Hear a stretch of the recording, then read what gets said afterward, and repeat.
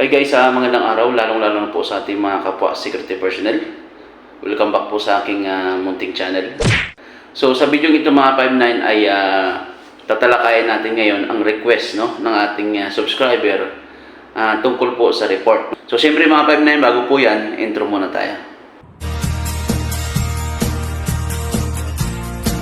Mga 59, siyempre kung bago ka lamang po sa aking munting channel, ito nga pala si Robert CD Vlogs. Nag-upload po tayo ng mga tutorial regarding sa paggawa ng report. At of course, regarding po sa mga usapin patungkol sa ating trabaho bilang isang security personnel. Okay? So ngayon mga 59 ay pag-usapan po natin at ituturo ko rin po sa inyo kung paano ba ang paggawa ng report, no? So ito po kasi mga 59 ay requested video po ito ng isa nating subscriber na nag-comment nga sa ating previous video, no? So, ang sabi niya mga 59, Sir, yung gawin mo naman yung report ng RTO.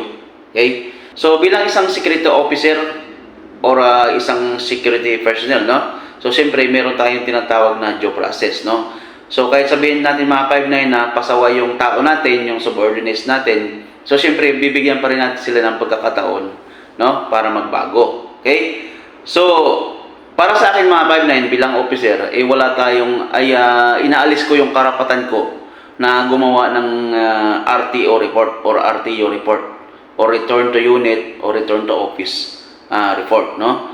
So, kasi mga 59, siyempre, para maiwasan natin yung sama ng loob ng 59 natin sa atin, no? At siyempre, bilang officer, siyempre, gawin natin yung kung saan yung nakakaluwag sa kalooban natin, di ba? So, ang papaalam lamang natin sa agency na yung guardian na ito o yung tauhan mo na yan ay talagang pasaway o nakailan na siyang violation na nakumit, no? So, ang gagawin natin mga 59 is notice for suspension.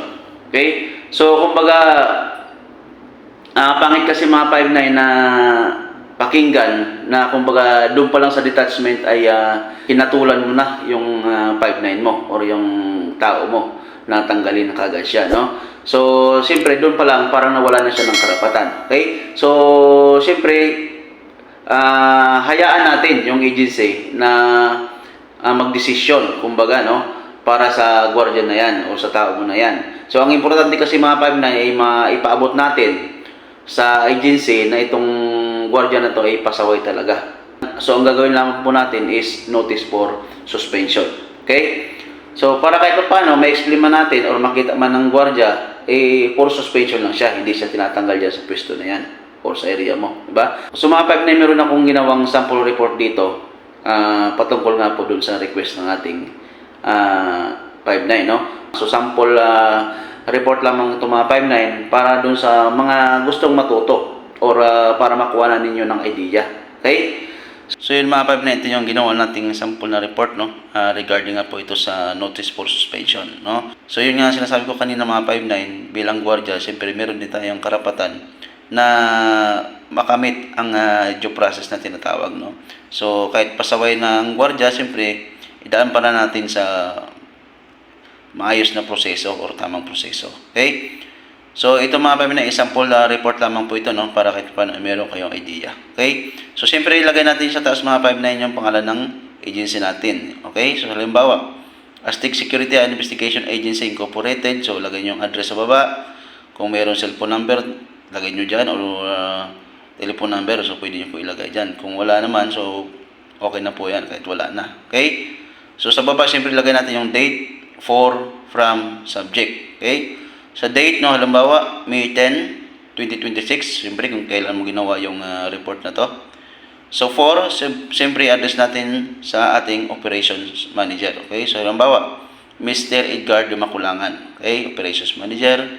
Then, from. So, kung merong assistant operations manager, so pwede nyo i-throw, no? So, kung wala naman, so okay na po yan. Okay? So, from Mahusay Residence Security Detachment. Okay? So, ang from mga 59, huwag nyo ilalagay dyan yung pangalan ninyo. So, siyempre ilalagay nyo dyan, mga 59, is yung detachment, no? Na hinahawakan nyo. So, siyempre, kumbaga, concern yun ng lahat ng detachment. Ng buong detachment, hindi lang sa'yo. Okay? So, sa subject, lagay natin po dyan, notice for suspension. So, pwede nyo lagyan ng 7 days suspension dyan or 3 days or 5 days sa inyo na po yan. or kahit hindi nyo nalagyan, wala namang problema, okay? So, sorry, lagyan natin sa baba, negligence in the performance of duty. Okay? So, dito sa baba, no? So, yan. Sir, this detachment would like to inform your good office regarding an infraction committed by Isjit Ahmad Vicente for negligence and tardiness. Section B, offenses against work ethics under paragraph number 5. So, meron yan tayong copy, no, galing sa agency regarding po yan sa mga violation and sanction, no, ng mga security guards. So, syempre, dyan tayo magbabase. Hindi yung basta-basta lang tayo gagawa, no? So, yan. So, sa baba, ilagay po natin violation consummated, no? So, ano pa ibig sabihin ng violation consummated na yan, no? So, ibig sabihin mga pamilya, ilagay natin dyan kung ano yung mga violation na nakomit or nagawa ng gwardiya para siyempre yung patunayan mo talagang pasaway siya. Okay? So, yan. Halimbawa, ano? Violation consummated on May 9, 2026 at around 15:00 hour. Negligence in the performance of duties when he assigned at employee's entrance or exit area and allowed to discharge or pull out the one unit refrigerator without gate pass or approval from management or authorized personnel. Okay? So, pangalawang violation, on May 2, 2026, absent from duty without official leave, resulting the detachment one unmanned post. Okay? So, and on April 28, 2026, failure to attend the regular guard mounting schedule at around 06:00 hour without valid reason and approval from your commanding officer. So, makikita nyo mga 5-9 dyan, nakatatlong violation na siya, no? So, yun nga, nasabi natin na due process, no? So, yung mga violation niya na nakomit niya, meron din siyang notice to explain na tanggap dyan. Okay? So, kumbaga, ito mga 5-9 yung summary ng mga violation na nagawa niya. Okay? Siyempre, i-attach nyo rin dyan yung mga violation na nagawa niya or explanation niya dyan sa mga violation na nagawa niya para siyempre ma-certify din ng agency na talagang totoo yung nilalagay natin dyan. Okay?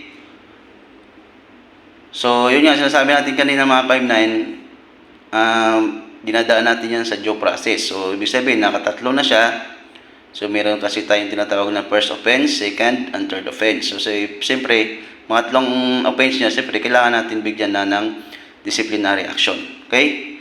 So, yan sa baba. This report was furnished as a mandate given by the detachment commander regarding such offenses committed, and as reference for the infraction committed wherein appropriate penalties, reprimand would be decided by your office for immediate implementation. So, yun nga, no? Yung sabi ko kanina, hayaan natin yung agency na mag-decide or magbigay ng suspension doon sa gwardiya. Okay? For your reference, sa baba, no? Prepared by baba, S.O. Andrew Espiritu, Officer in Charge, no? So, ganyan lang mga 5-9, kadali, no? So, yun nga mga 5-9, itong report na to is parang information lang to, no? Ipaparating lang natin sa agency na talagang yung tao na yun is pasaway, no? So, ang next step niyan mga 5-9, kung talagang ayaw mo na sa tao na yun kasi talagang pasaway, no? So, siyempre, ititemporary mo na doon sa agency na after ng suspension niya, siyempre, huwag mo nang pabalikin niya sa detachment mo. So, ang report na yan, parang RTO letter na rin yan or RTO report na rin yan. Pero yun nga lang, ay kumbaga, dinaan natin sa proseso. Hindi tayo basta-basta naglalagay ng RTO dyan or RTO kasi nga, pag nabasa ng ibang 5-9, siyempre, masakit din yun, no?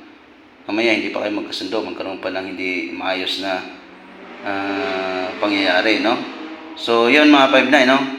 So, yan po ay sample lamang. Depende po sa inyo kung ano po yung gagawin po ninyong diskarte dyan. So, yan po ay binibigyan ko lamang kayo ng idea.